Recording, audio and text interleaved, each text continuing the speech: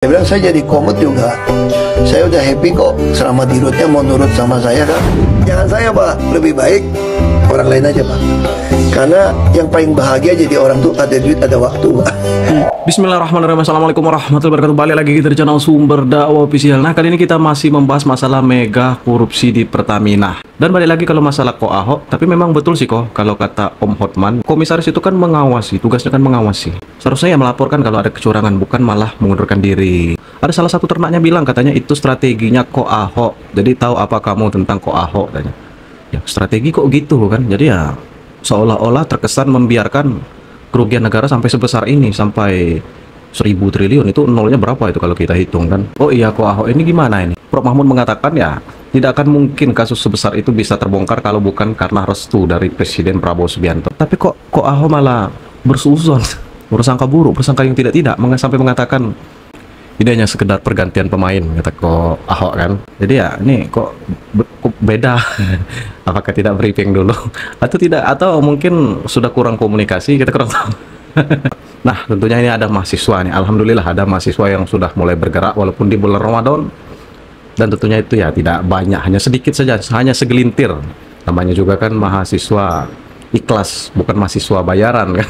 Menyuarakan masalah RUU perampasan aset. Alhamdulillah. Oke, tanpa berlama-lama langsung kita beli. Bismillahirrahmanirrahim. Let's go. Selanjutnya kita tuntut juga kepada DPR untuk segera mengesahkan RUU perampasan aset, karena ini semua keresahan masyarakat. Nah, ini baru ada adik mahasiswa yang cerdas, jos pokoknya. Ya, korupsi sudah membudaya, makanya perampasan aset harus segera disahkan. Perampasan aset itu, mohon maaf dek, kalau aku pemenangnya, aku presidennya, oh kalian bisa penjarakan semua. LHKPN saya punya jam hublot nih, tiba-tiba saya pakai Rolex. Ini di daftar LHKPN kamu hublot, kok sekarang kamu pakai Rolex. Rolexmu dari mana? Buktiin. Mampus, ada undang-undang pembuktian terbalik. Payah. Bu, ini bisa kering. Kalau aku penguasa itu, kawan-kawanku bisa saya masukkan penjara semua.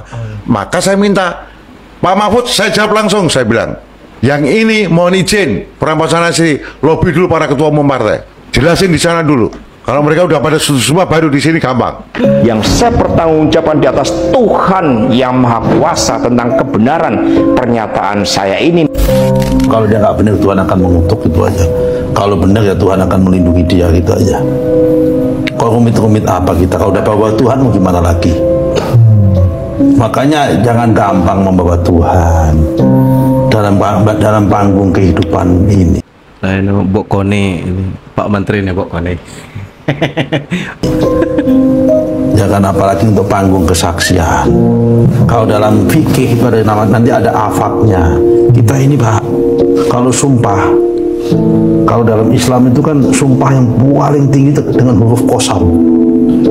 Huruf qasam itu ada 3. Billahi pakai ba, wallahi pakai waw, tallahi pakai ta.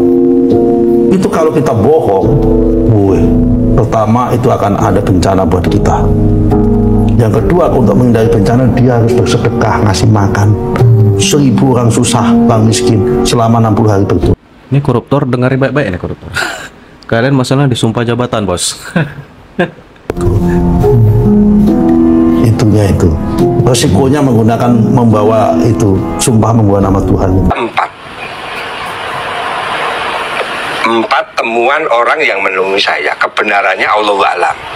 Kalau seorang Hasto nyaring kemarin menyampaikan, wah ini ada 18 skandal yang bisa, yang sekarang disimpan oleh KONI di Rusia dan sebagainya. Saya yang baru kemarin saja, Darsono anak politisi kampung ya, ada loh. Ternyata Hasto itu juga, maaf, kalau bongkar-bongkaran ya kebenarannya akan kita pertanggungjawabkan bersama. Ternyata juga manusia normal kok. Banyak kok korban-korban rakyat kecil yang dipecat hanya karena sesuatu untuk menutupi Hasto. Saya sampaikan ini kami. Nah, ini Bu Koni, ini Pak Sudarsono juga punya dokumen rahasia loh. Mas Mas Hasto, ada temuan lo laporan saya ke itu Mandarin contoh, nggak perlu saya buka. Jadi jangan merasa paling benar lah. Aktor yang terlihat pasif di depan tetapi sebetulnya aktif di belakang, begitu dituding seperti itu. Silakan Bang Freddy. Ya, jadi pertama kita harus melihat bahwa seorang ketua umum, seorang sekjen partai menjadi tersangka itu bukan hal yang aneh, itu hal biasa ya. Jadi kemudian teriakan-teriakan yang dilakukan oleh tersangka, politisasi hukum, ya, kriminalisasi, itu juga bukan hal yang biasa. Udah banyak contoh-contoh yang melakukan itu, ya, bisa cari kambing hitam atau buying time atau untuk kepentingan kasusnya tersendiri, misalnya supaya penyidik melihat itu dari angle lain, itu bisa sah-sah saja. Jadi termasuk Hasto ini, ya, bikin bising aja, memang bikin bising ini. Jadi nggak ada nilainya. Omongan dia itu sendiri di ujung dia sudah katakan ini nggak ada bukti. So ini momen Bung Gerung kicep. Apa yang mau ditindaklanjutin KPK itu yang pertama. Yang kedua, Pak Jokowi sudah menjawab. Pak Jokowi sudah menjelaskan secara detail, ya, kronologisnya, faktanya, ya, bahwa ini nggak masuk akal. Sejak 2015, ya, ini merupakan inisiatif DPR. 4 tahun ke belakang sampai 2019, ya, Pak Jokowi menolak itu, revisi itu. Kemudian bergulir terus sampai 2019, seluruh fraksi di DPR meminta kepada Pak Jokowi, menekan Pak Jokowi secara politik.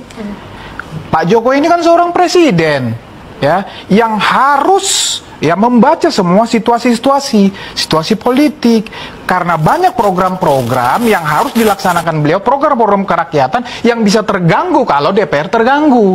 Beliau harus melihat itu semua, begitu, sehingga beliau mengeluarkan surpres. Nah, jadi kemudian ya silakan saja publik menilai omongan siapa yang bisa dipegang dalam hal ini. Hasto sendiri udah membantah omongannya, tidak ada bukti. Gitu loh. Yudi tadi udah menjelaskan secara gamblang proses di KPK itu proses. Ini tumben loh, Bung Garong kicep tak bersuara sedikit pun. Di penyidikan itu gampang kok, ya.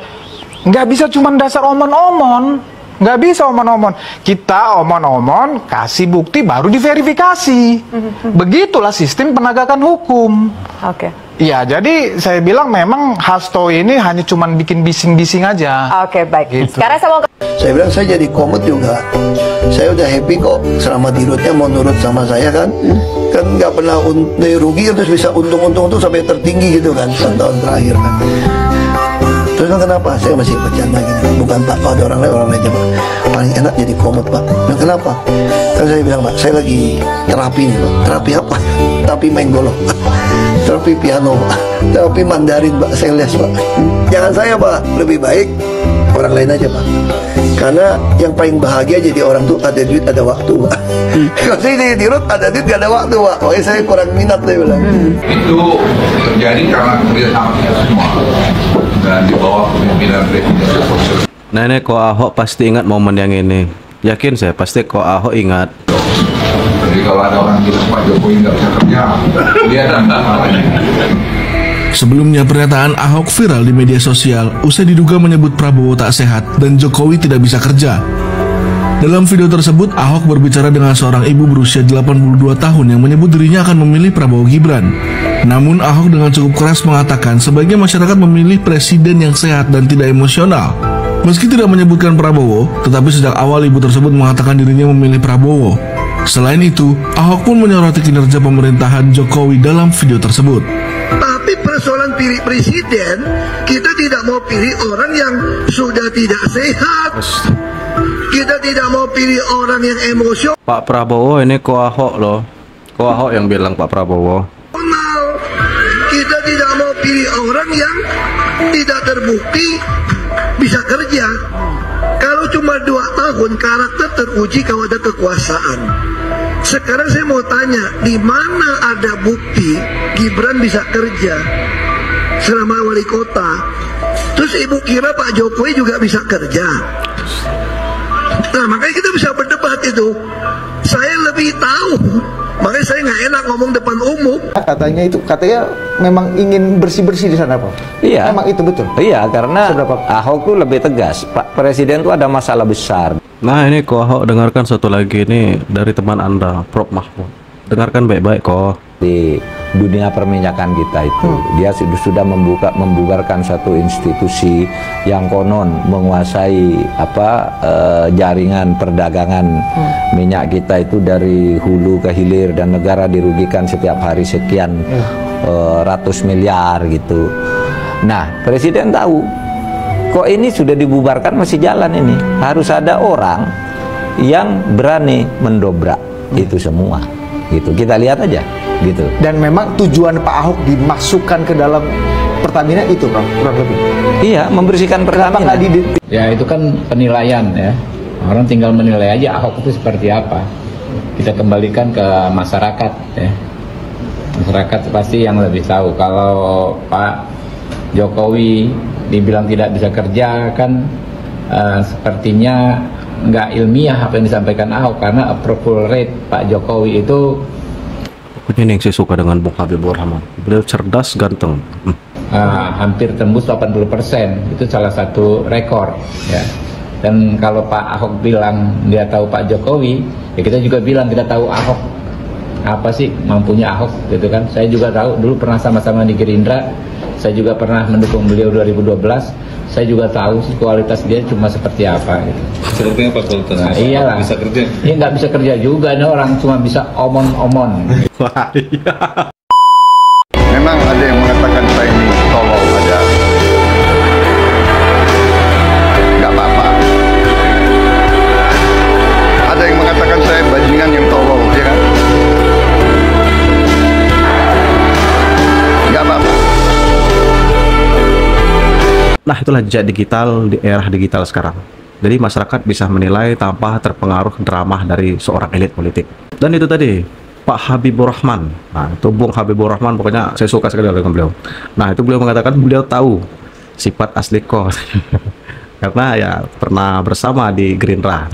Jadi beliau tahu. Jadi untuk ternak yang kemarin mengatakan itu strateginya kok. Jadi tahu apa kalian tentang kok. Saya rasa Pak Habibur Rahman lebih mengenal daripada Anda. Dan kok bisa kokoh yang sudah diberikan jabatan oleh Pak Jokowi sampai ya seperti itu kok. Jadi ya kami masyarakat ya begitulah. Masyarakat ya sangat menyayangkan. Nah ini untuk Ibu Koni, Pak Sekjen. Nah itu kata Pak Sudarsono, beliau juga punya dokumen rahasia. Jadi Pak Sudarsono tak mau kalah dengan kalian. Jadi ya bukan hanya kalian saja katanya, saya juga punya. Nah, saya akhiri pokoknya salam cerdas, salam waras, NKRI harga mati. Tentunya selalu support, selalu dukung pemerintahan Pak Prabowo dan Mas Gibran. Kita optimis. Ini makin hari, tiap hari kita disuguhi dengan pemberitaan tertangkapnya seorang koruptor. Pokoknya kita optimis dan tentunya janji Pak Prabowo Subianto bukan omon-omon belaka. Beliau memang betul-betul ingin menjadikan Indonesia ini macan Asia yang pernah di eranya Pak Soeharto. Nah, saya akhiri. Salam waras, salam cerdas, NKRI harga mati. Wabillahi taufiq wal hidayah. Assalamualaikum warahmatullahi wabarakatuh.